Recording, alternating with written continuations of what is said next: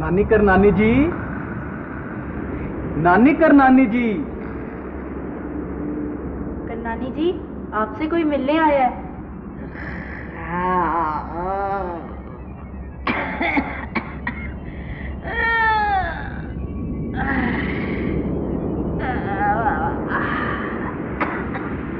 हमें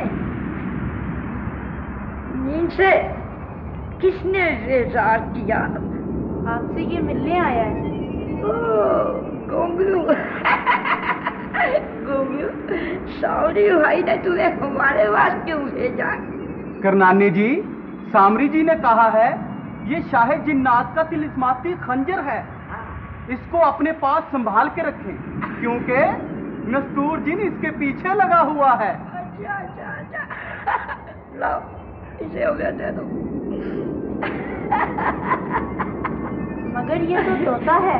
ये तोता नहीं है, तुम्हें नहीं पता, ये बहुत बड़ी चीज है हमारे लिए।